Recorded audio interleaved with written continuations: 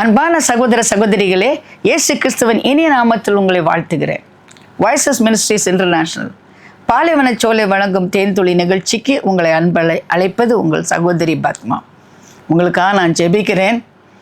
ஜெபத்துக்கு பதில் கொடுக்கிற தேவன். திட்டவட்டமாக நான் சொல்லுவேன், உண்மையாய் அவரை நோக்கி கூப்பிடுறவர்களுக்கு அவர் பதில் கொடுக்கிற தேவன். சில வேளை நம்ம அழுது கடைசியில் அழவே முடியலை, ஆனால் உள்ளம் குமுறுது, குரோனிங்ஸ்ன்னு சொல்லுவாங்க. ஒரு வீட்டில் ஒரு ஆள் இறந்து போயிட்டான்னா சொந்தக்காரங்க அந்த பாடி 3 நாள் வச்சுருந்தா முதல் நாள் 2ஆம் நாள் பயங்கரமாக அழுவாங்க. அடுத்த நாளில் பாடி எடுத்துகிட்டு போகாமே அழாமலே உட்காந்துருப்பாங்க. எதனாடா இங்கே அழ மாட்டேங்காங்க சொல்லுவாங்க. வந்தவங்கெல்லாம் பார்த்துட்டு போய் அழ மாட்டேங்காங்க, ஏன்னா இனிமேல் அழ முடியாது, அப்படி ஒரு நேரம் வருது. அப்போது உள்ளம் குமுறும். அது எப்படியே குரோனிங் சொல்லுவாங்க. குரோனிங் ஏன்னா கண்ணீர் வராது, ஆனால் உள்ளம் உடஞ்சி குமுறும்.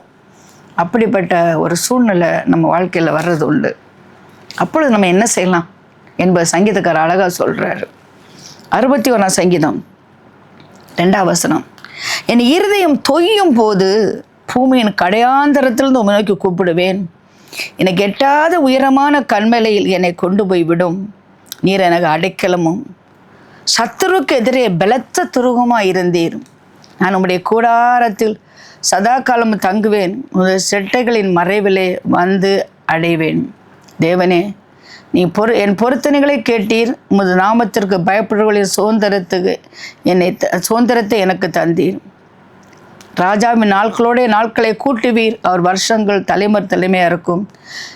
அவர் தேவனுக்கு முன்பாக என்னென்றைக்கு நிலைத்திருப்பார். தய உண்மை அவரை காக்க கட்டளையிடும். இப்படிய தினமும் என் பொருத்தனைகளை நான் செலுத்தும்படியாக உமது நாமத்தை என்னென்றைக்கும் கீர்த்தனம் பண்ணுவேன். இதயம் தொய்யும் போது, இந்த இதயம் தொய்யும் போது பூமியின் கடையாந்திருந்து உம்மை நோக்கி கூப்பிடுவேன். எனக்கு எட்டாத உயரமான கண்மலையில் என்னை கொண்டு போய் விடும். 141ஆம் சங்கீதம் 1ஆம் வசனத்தை நான் வாசிக்கிறேன். 141:1 வேதம் சொல்வதை பார்க்கலாம். கர்த்தாவே, உம்மை நோக்கி கூப்பிடுகிறேன், என்னிடத்தில் வர தீவிரியும். நான் உம்மை நோக்கி கூப்பிடுகையிலே என் சத்தத்திற்கு செவி கொடும். என் விண்ணப்பம் உமக்கு முன்பாக தூபமாகவும் என் கையெடுப்பு அந்தி பலியாகவும் இருக்க கடவுது. ஆண்டவரே, இன்ஸ்டன்ஸ் தூபமாக இருக்கட்டும். அந்த காலத்தில் பலி செலுத்த வர்றவங்க ஆடு மாடெல்லாம் கொண்டு வந்து வெட்டிகிட்டே இருப்பாங்க. ரத்தம் ஆறாக ஓடிட்டுருக்கும். அப்போ கொஞ்சம் நாற்று அடிக்கும்ல, அப்போ இன்சென்ஸ் போடுவாங்க. என்னுடைய வாழ்க்கையில் நாற்றங்கள் ஏராளம், அதன் மத்தியில் என் ஜெபம் உமக்கு தூபமாக இருக்கட்டும் என்று ஒருவர் ஜெபிக்கிறத பார்க்கலாம். 38ஆம் சங்கீதத்தில் வேதம் சொல்வதை பாருங்கள். 38ஆம் சங்கீதம். கர்த்தாவே, உம்முடைய கோபத்தில் என்னை கடிந்து கொள்ளாதையும், உம்முடைய உக்கிரகத்தில் என்னை தண்டியாதையும். நான் வேதனைப்பட்டு ஒடுங்கினேன், நாள் முழுவதும் துக்கப்பட்டு திரிகிறேன். இது உங்கள் அனுபவமா? என் குடல்கள் எரிபந்தமாக எரிகிறது, என் மாம்சத்தில் ஆரோக்கியம் இல்லை. சங்கீதக்காரன் தாவீதுக்கு அல்சரே வந்து விட்டது. அநேகர் வேதனைப்படுறதுனால, கவலைப்படுறதுனால சாப்பிடாம அவனோட வாழ்க்கையில் வர்ற வியாதி என்ன தெரியுமா? அல்சர். அடுத்து பார்க்கலாம். நான் பலனற்று போய் மிகவும் நொறுக்கப்பட்டேன், இதயத்தில் கொந்தளிப்பினால் கதறுகிறேன். பிளட் ப்ரெஷர், வேதனைனால தான் பிளட் ப்ரெஷரே வருது. பிரியமான கத்திரை, இதயம் கொந்தளிக்கிறது. வேதனையினால் என் இதயம் கொந்தளிக்கிறது. நான் நொறுக்கப்பட்டிருக்கேன், புரோக்கன் ஹார்ட்டட். என் வாழ்க்கையில் ஆண்டவரே, என் இயக்கங்களெல்லாம் உமக்கு முன்பாக இருக்கிறது. என் தவிப்பு உமக்கு மறைவாய் இருக்கவில்லை. என் உள்ளம் குழம்பி அலைகிறது. என் பலன் என்னை விட்டு விலகி என் கண்களிலே ஒளி முதலாக இல்லாமல் போயிற்று. டிப்ரெஷன், கண்களிலே ஒளி இல்லை. ஒரு மனிதன் வாழ்க்கையில் கஷ்டம் துன்பம் வரும்போது அல்சர் வருது, பிளட் ப்ரெஷர் வருது, டிப்ரெஷன் வருது, கண்ணே தெரியாமல் போகிறது. கர்த்தாவே, உமக்கு காத்திருக்கிறேன். தேவனாய் ஆண்டவரே, நீ மறு உத்தரவு கொடுப்பீர். ஆம், அவனுக்கு இருந்த நிச்சயம்.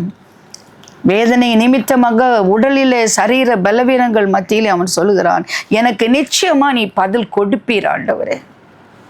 எஸ், உன் வாழ்க்கையில் குமரலினால், நொறுக்கப்பட்ட அனுபவத்தினால பல வியாதிகளும் உன்னை தாக்கி விட்டதா? உன்னுடைய விண்ணப்பத்தை கேட்கிற ஒரு தேவன் இருக்கிறார். நிச்சயமாகவே முடிவு உண்டு.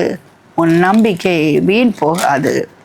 நீ கதறுகிறாயா? வேதனையிலே நீ கதறுகிறாயா? அழுவதற்கு இனிமேல் கண்ணீர் இல்லையா? உன் உள்ளம் குமுறுகிறதா? groaning cannot be uttered. என் வாயினால சொல்லி விளக்க முடியாத அளவுக்கு நீ விம்மி கொண்டிருக்கிறாயா? அந்த துயரத்தை கர்த்தர் காண்கிறவர், உனக்கு விடுதலை கொடுக்கிறவர். பலருடைய வாழ்க்கையில் இந்த அனுபவத்தை நான் வேதத்திலிருந்து பார்த்தேன். அதை உங்களோடு பகிர்ந்து கொள்ள நான் விரும்புகிறேன். மத்திய சுவிசேஷம் 14ஆம் அதிகாரத்தில்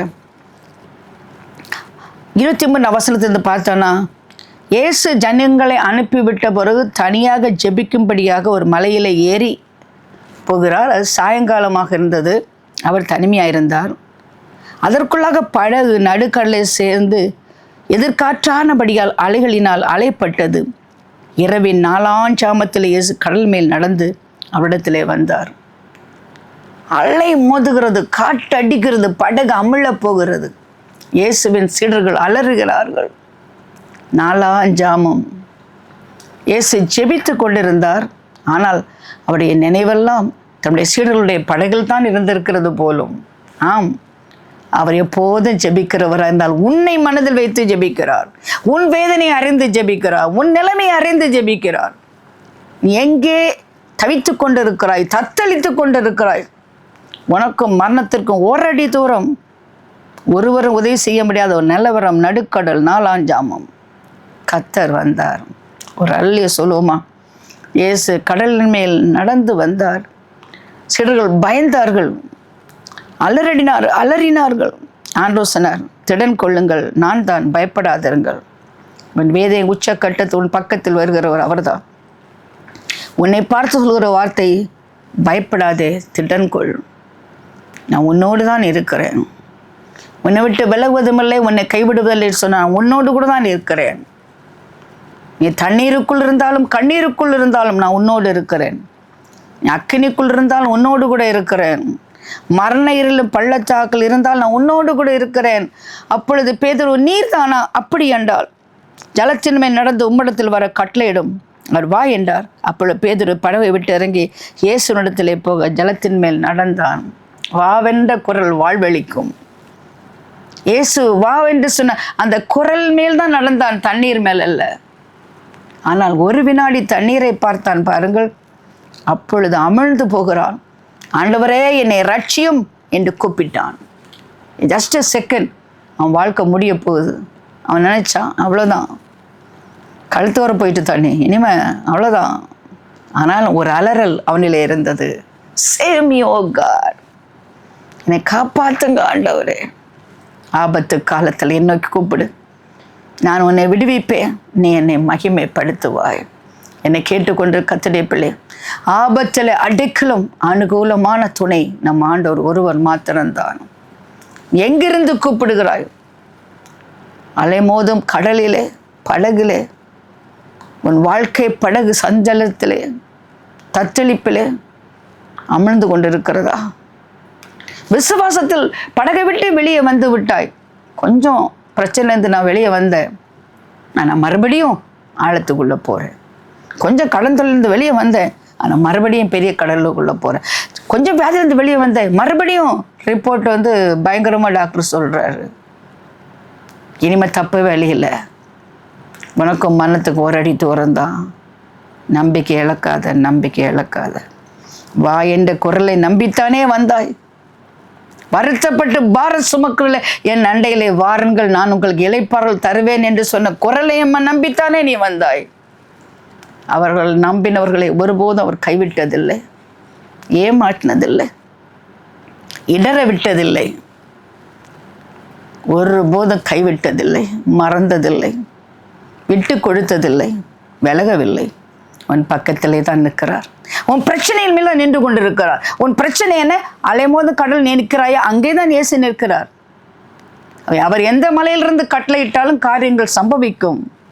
வானத்திலிருந்து சொன்னாலே பூமியில் நடக்குமே. அப்படின்னா உன் பிரச்சனைக்குள் அவள் வர்ற காரணம் என்ன? உன்னோடு கூட இருக்கிறேன் என்பதை நிரூபித்து காண்பிப்பதற்காக உன் பக்கத்திலேயே வருகிறார். அவர் கையை நீட்டி அவனை பிடித்து, அற்ப விசுவாசி, ஏன் சந்தேகப்பட்டாய்? படவில் ஏறின உடனே காற்று அமர்ந்தது. என்னை கேட்டுக்கொண்டு கர்த்தருடைய பிள்ளை, உன் வாழ்க்கையில் அடிக்கிற காற்று அமராக போகிறது. சமாதானத்தை கல்லட போகிறார். சமாதானத்தின் தேவன் சாத்தானுக்கு காலங்கீழே மிதிக்க போகிறார். இத்தனை போராட்டம் உன் வாழ்க்கையில். ஏன் மரண போராட்டம்? சத்துரு அழிக்கவும் கொல்லவும் திருடவும் வருகிறான். ஆனால் இயேசு ஜீவன் கொடுக்கவும் அது பரிபூர்ணப்படவும் வந்தார். அவர் கை நீட்டி உன்னை தூக்குகிற தேவன். கர்த்தருக்கு மகிமை அவரை தூக்கி எடுத்தார். எத்தனையோ சூழ்நிலையில், அமிழ்ந்து போகிற சூழ்நிலையில், மரண தருவாயில் கர்த்தரனை தூக்கி எடுத்தார். Glory to God, He's lifted me up, picked me up and lifted me up. ஒரு சிறு குழந்தை சொல்லும், தூக்குங்கப்பா, என்னை தூக்குங்கப்பான்னு சொல்கிற மாதிரி ஆண்டவரை பார்த்து சொன்னேன், டேடி லிஃப்ட் மீ அப், என்னை தூக்குங்கப்பா. ஒளையான சேற்றில், ஆழமான படுகொலியில், மரண தருவாயில், கடன் தொல்லையில், கஷ்டத்தில், அநீத நடுவரி தீர்ப்பில் கர்த்தர் என்னை தூக்கி எடுத்தார். மறுபடியும் அந்த கடலிலே தான் நடக்க வைத்தார். தூக்கிட்டு போல பேதுருவை தூக்கினார், கைப்பற்றி தூக்கினார், மறுபடியும் நடக்க வச்சார். ஆமாம், ஆண்டவர் தூக்கி எடுத்து கண்மலையில் நிறுத்துவார்.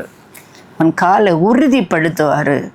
அவர் துதிக்கும் புதிய பாடலை உன் நாவிலே கொடுப்பார். ஒரு வினாடி, ஒரே செகண்ட் அப்படியே தண்ணிக்குள்ளே போய்ட்டு அவ்வளோ தலைக்கு மேலே போச்சுன்னா அவ்வளோதான். என்னை கேட்டுக்கொண்டிருக்க கர்த்தருடைய பிள்ளை, கடன் தொல்லை தலைக்கு மேலே போக போகுது. குடும்ப பிரச்சனை தலைக்கு மேலே போக போகுது. இனி எனக்கு வாழ முடியாது, மரணம்தான் எனக்கு ஒரே ஒரு விடிவு என்று நினைத்து கொண்டிருக்கிறியா?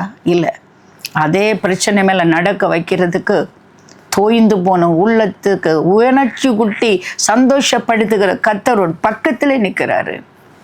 அருமையான கர்த்தருடைய பிள்ளை, காற்றை கடலையும் அதட்டுகிற ஒரு தேவன் உன் பக்கத்திலே நிற்கிறாரு.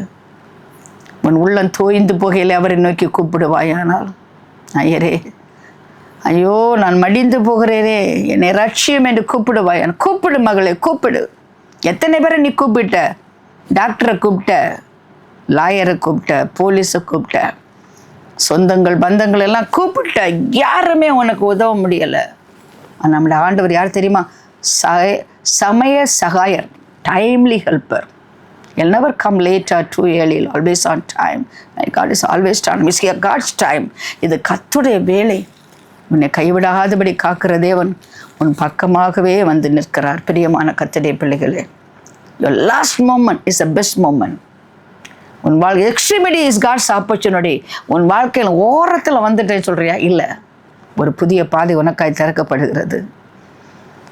எனக்கு வர பழி இல்லைப்பா, பாதை இல்லைப்பா சொல்கிறியா? புது வழி திறக்கிறார் கர்த்தர். when seems to be no way, God will open a way for you. முடியாதுன்னு சொல்கிற இடத்துல கர்த்தர் மறுபடியும் உன்னை நடக்க வைப்பார், உன்னை படிக்க வைப்பார், உன்னை மறுபடியும் வாழ்க்கையை தொடர வைப்பார், சுகத்தை கொடுத்து உன்னை மறுபடியும் பலப்படுத்துவார், சிறப்படுத்துவார், சீர்படுத்துவார், நிலைநிறுத்துவார். அல்லேலூயா சொல்லுங்கள். யோவான் 11ஆம் அதிகாரத்தில் மார்த்தாள், மரியாள், லாசருவை குறித்து நாம் பார்க்கிறோம். வேதம் சொல்கிறது, லாசருவை இயேசு சிநேகித்தார். ஆண்டவரே, நீ சிநேகிக்கிறவன் வியாதியாக இருக்கிறான் என்று சொல்ல அவரிடத்தில் ஆள் அனுப்பினான். Friend of Jesus. இயேசு கேட்ட பொழுது வியாதி மனத்துக்கு ஏதுவாயிராமல் தேவனுடைய மகிமை விளங்கு எதுவாக இருக்கிறது, தேவனுடைய குமாரன் அதனால் மையப்படுவார் என்றார். இயேசு மார்த்தாள் இடத்துல, அவருடைய சகோதரி இடத்துல, லாசரிடத்தில் அன்பாக இருந்தார். காட் லவ், ஆண்டவர் நேசித்தார், ஆனால் டிலே ஆகிட்டார். எப்படிங்க நேசிக்கிறவங்க டிலே ஆக முடியும்? உலகம் அப்படி தான் கேட்கும். நான் இவர்களை நேசிக்கிறேன், ஆனால் தாமதித்து நான் வருவேன்.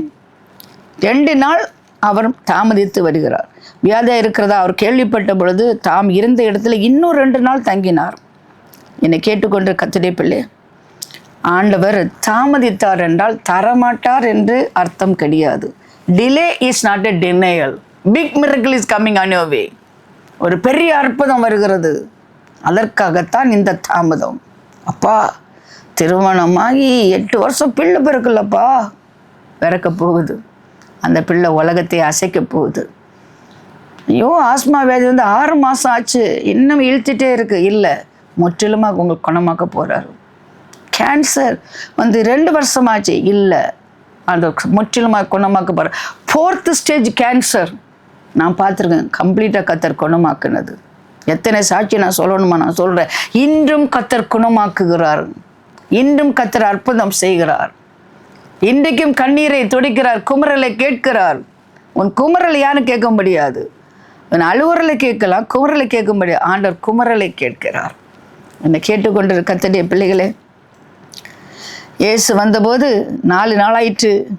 அப்பொழுது மார்த்தார் மரியாள் அவருடைய சகோதரன் குறித்து அவர்கள் ஆறுதல் சொல்லும்படி அவரிடத்தில் வந்திருந்தார்கள். இயேசு வர மார்த்தாள் கேள்விப்பட்ட போது அவருக்கு எதிர்கொண்டு போனால், மரியாளோ வீட்டிலே உட்கார்ந்திருந்தாள். மார்த்தாள் இயேசு, ஆண்டவரே, நீ எங்கே இருந்தீரானா என் சகோதரன் மரிக்க மாட்டான். இப்பொழுது நீ தேவனிடத்தில் கேட்டுக்கொள்வது எதுவோ அதை தேவன் நமக்கு தந்தருள்வார் என்று அறிந்திருக்கிறோம். No the gospel. பிரியமான கர்த்தருடைய பிள்ளை, சத்தியம் உன்னை விடுதலையாக்கும். அவருக்கு சத்தியம் தெரிந்தது. என்ன சத்தியம்? இயேசு எதை கேட்கிறாரோ அது பிதா கொடுப்பார் என்பதே அந்த சத்தியம். என்னை கேட்டுக்கொண்டிரு கர்த்தருடைய பிள்ளைகளே, மார்த்தாளும் எதைத்தான் சொல்கிறார், மரியாளும் எதைத்தான் சொல்கிறார். முழுவதை நீங்கள் வாசித்து பார்த்தால் உங்களுக்கு தெரியும். உங்கள் வீட்டில் நீங்கள் அறிந்திருக்க வேண்டிய ஒன்று, இயேசு என்ன கேட்கிறாரோ அது பிதா அவருக்கு அருளுவார். இயேசு நமக்காய் பரிந்து பேசிக்கொண்டிருக்கிறார். ஐயோ, 2024 ஆண்டுகளுக்கு முன்பாக மார்த்தா மரியாளோடு கர்த்தர் இருந்தார், இப்பொழுது அவர் போய்விட்டார், இப்பொழுது எனக்கு யார் இருக்கான்னு கேட்குறீங்களா? இல்லை, உயிர்த்தெழுந்த இயேசு பிதாவின் வலது பாசத்தில் இருந்து உனக்காய் வேண்டுதல் செய்கிறார். இந்த interceding for you is still alive.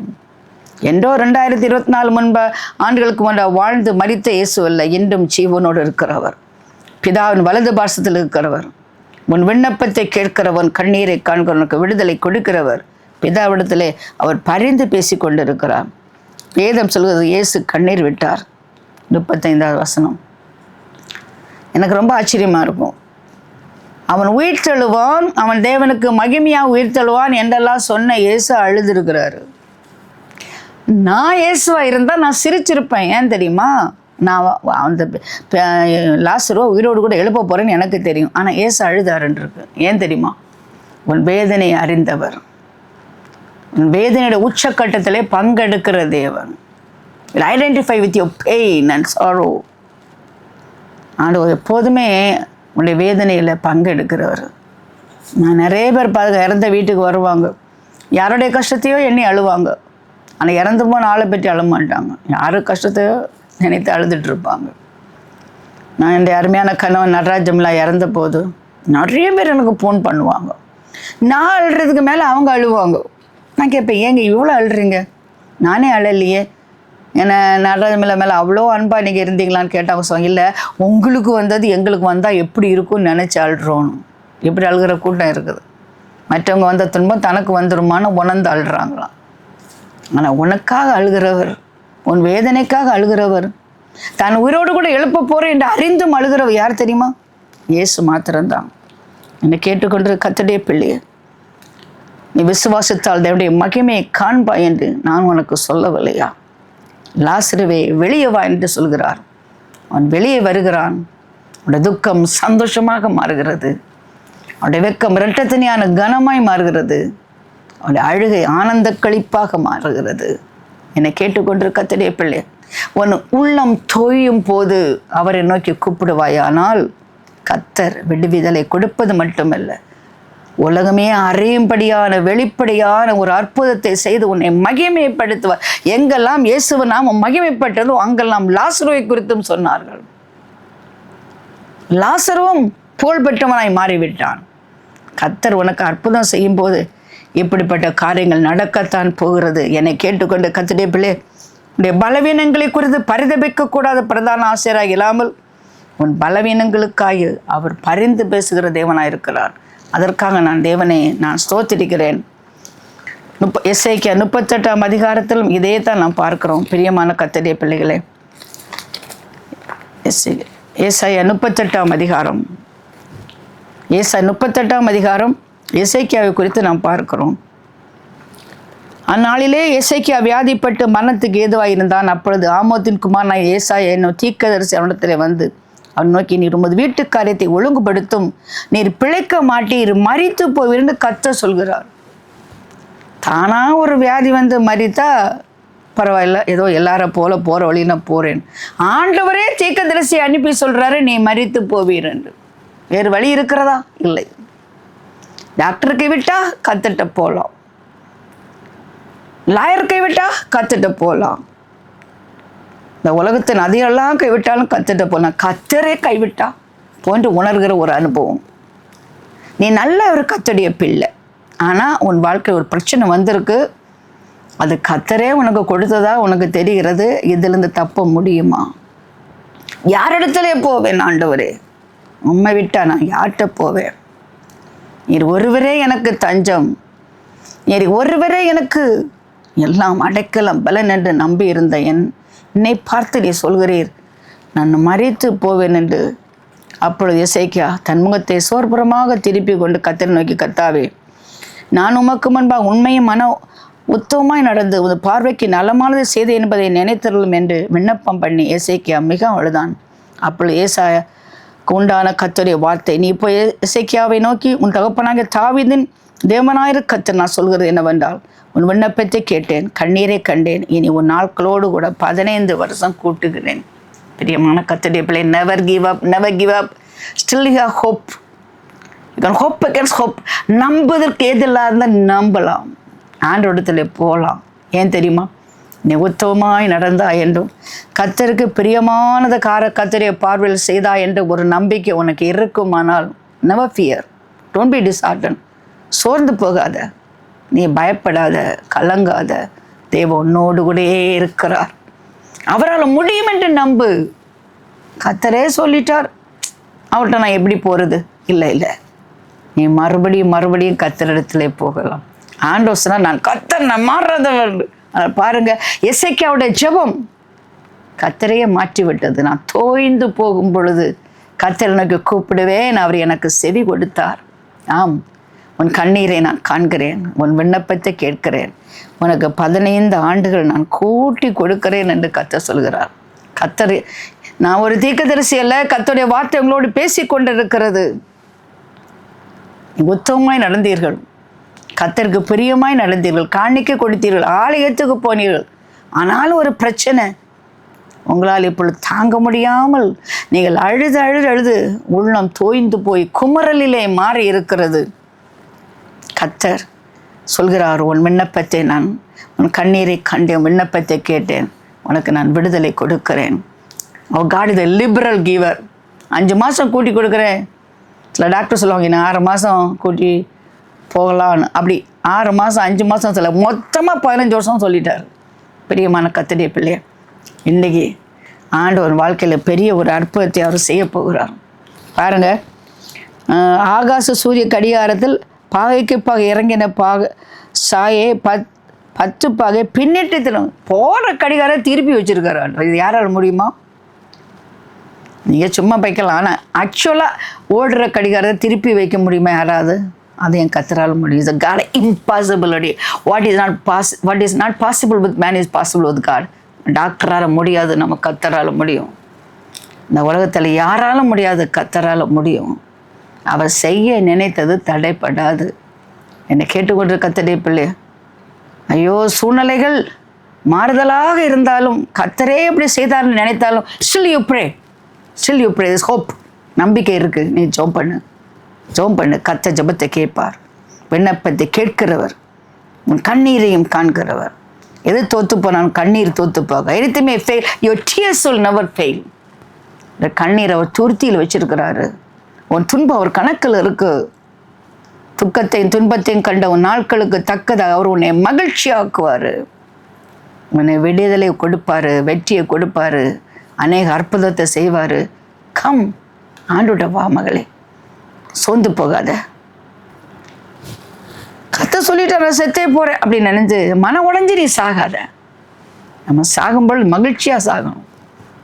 நான் கர்த்தரிடத்தில் போகிறேன், ஓட்டத்தை சந்தோஷத்தோடு முடித்தேன் என்று ஒரு பக்தர் சொன்னார். உங்கள் ஓட்டத்தை சந்தோஷத்தோடு முடிக்க வேண்டும். துக்கத்தோடு, கலகத்தோடு, கண்ணீரோடு, மன அழுத்தத்தோடு அந்த உலகத்தை விட்டு போகக்கூடாது. சந்தோஷத்தோடு கர்த்தர்கிட்ட போகணும். இன்னும் ஒரு வசனத்தை நான் 5 minutes. ஓகே.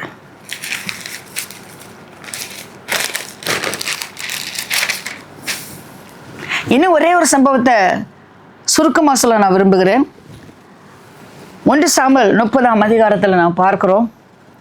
தாவீதும் அவன் மனுஷரும் 3ஆம் நாளில் சிக்லாக்கு வந்து சேருகிறவர்களே அமலேக்கியர் தென்புறத்து சீமையின் மேலும் சிலாக்கின் மேலும் விழுந்து சிக்லாகை கொள்ளையடித்து அதை அக்கினியால் சுட்டெரித்து அதிலிருந்த ஸ்திரீகளாகிய சிறியவர்களையும் பெரியவர்களையும் சிறைப்பிடித்து ஒருவரையும் கொண்டு போடாமல் அவர்களை பிடித்து கொண்டு தன் வழியே போய்விட்டார்கள். தாவீதும் அவனோட 600 பேர் பராக்கிரமசாலிகள், அவர் வீர தீர செயல்களை செய்கிறவர்கள். அவர் போய்விட்டு சந்தோஷமாய் வீடு திரும்பும் பொழுது பார்த்தால் வீடு இதோ அக்கினியால் சுட்டரிக்கப்படுகிறது. பிள்ளைகளை காணோம், மனைவியை காணோம், எல்லாவற்றையும் காணோம். வேதம் சொல்கிறது அழுகிறதுக்கு பல்லாமல் போக மட்டும் அழுதார்களாம். தாவீதும் 4 வசனம் அவனோடு இருந்த ஜனங்களும் அழுகிறது தங்களுக்கு பல்லாமல் போக மட்டும் சத்தமிட்டு அழுதார்கள். என் மனைவியை காணோம், என் பிள்ளையை காணோம், சத்தமிட்டு அழுறாங்க. இதை நான் சொன்னேன், உள்ளம் தோய்ந்து போகும் பொழுது டோட்டல் டிப்ரெஸ்ட், நோ ஹோப். அப்படி ஒரு அழுகை உங்களுக்கு தெரியுமா? அப்படி அழுது கொண்டிருக்கீங்களா? You last everything. உங்கள் வாழ்க்கையில் இருந்த எல்லா ஆசீர்வாதத்தையும் இழந்து நிற்கிறீங்களா? மனைவி இருக்கிறாங்க, அன்பே இல்லை. பிள்ளைங்க இருக்காங்க, பிரயோஜனமே இல்லை. வியாபாரம் இருக்குது, நொடிஞ்சு போச்சு, யாரும் கடைக்கே வரல. எல்லா பணம் நிறைய வச்சுருந்தீங்க, இப்போ ஒன்றுமே கிடையாது. இருந்த வாகனத்தையும் விற்றுட்டீங்க, இருந்த ஜுவல்ஸும் விற்றுட்டீங்க. அழுகிறதுக்கு பலனாமல் போக மட்டும் நீங்கள் அழுகிறீங்களா? என்ன நினைக்கிறீங்க? இனி வாழனா செத்தே போயிடலாம், ஏதோ நிறைய பாய்சன் இருக்குது, சாப்பிட்றலாம், கயிறு இருக்குது, தொங்கிடலாம் அப்படின்னு நினைக்கிறீங்களா? இல்லை இல்லை. பிரியமான கர்த்தருடைய பிள்ளை, தற்கொலை என்பது ஒரு முடிவல்ல.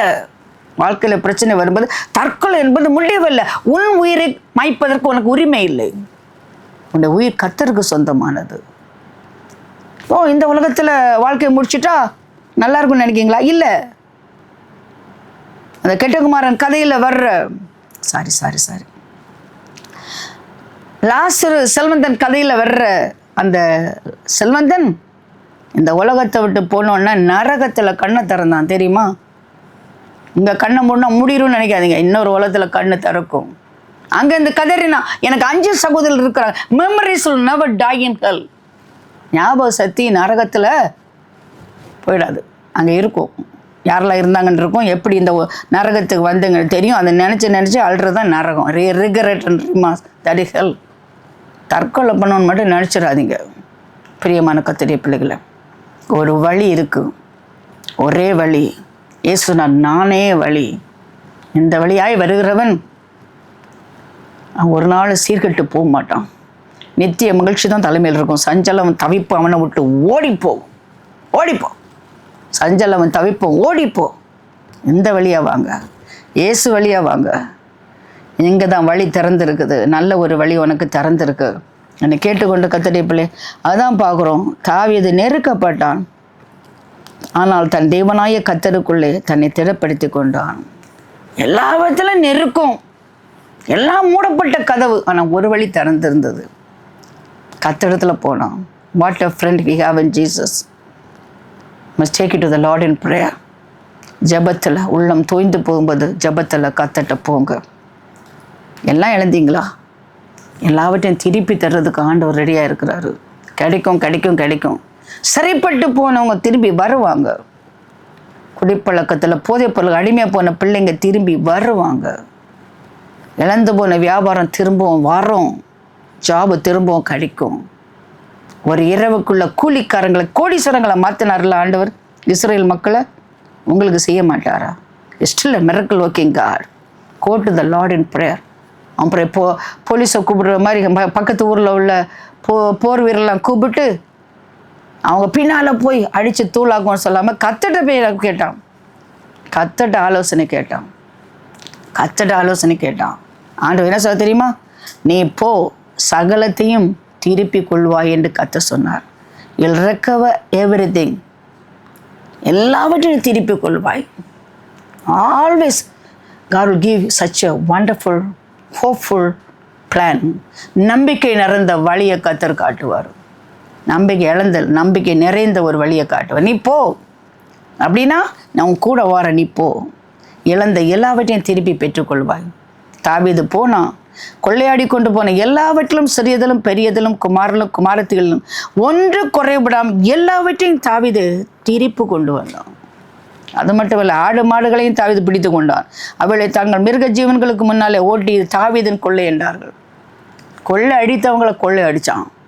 ஏன் தெரியுமா? கர்த்தர் அவனோடு கூட இருந்தார். உள்ளம் தோய்ந்து போகும்போது எந்த ஒரு வழியும் போகாமல் ஒரே வழி இயேசுனிடத்தில் வந்து அவரை தேடுவாயானால் நீ இழந்த எல்லாவற்றையும் கர்த்தர் திரும்பி தந்து மறுபடியும் உன்னை மகிழ்ச்சியாக்குவார். ஜெபிப்போமா? அன்பு இரக்கம் நிறைந்த ஆண்டவரே, ஆசீர்வதிக்கப்பட்ட இந்த கால வேளைக்காக உமக்கு நன்றி செலுத்துகிறோம். எங்கள் உள்ளம் தோய்ந்து போகையிலே உம்மை நோக்கி நாங்கள் கூப்பிடுவோம். கண்ணீரை காண்கிறவர், விண்ணப்பத்தை கேட்கிறோம். எங்களுக்கு விடுதலை கொடுக்கிறவர் நீர் ஆண்டவர். எங்கள் துக்கத்தை சந்தோஷமாய் மாற்றுகிறவர். எங்களுடைய வெட்கத்தை இரட்டத்தனியான கனமாய் மாற்று, தோல்வியை ஜெயமாய் மாற்றுவர். இழந்ததை திரும்பி தருகிற தேவன். அப்பா, ஜீவனை திரும்பி கொடுப்பேன், உடைமைகளை திரும்பி கொடுப்பேன், உறவுகளை திரும்பி கொடுப்பேன், உற்சாகத்தை திரும்பி கொடுப்பேன், எங்களை புதுப்பிப்பீர். ஆண்டவரே, என்னை கேட்டுக்கொண்டிருக்கும் கர்த்தருடைய பிள்ளைகள் வாழ்க்கையில் இருக்கிற எல்லா கஷ்டத்திலும் விடுதலையை கொடுத்து அவளுக்கு ஒரு புதிய ஜீவன் கொடுக்க வேண்டும் என்று கெஞ்சி மன்றாடுகிறேன் பரமபிதாவே. ஆமேன்.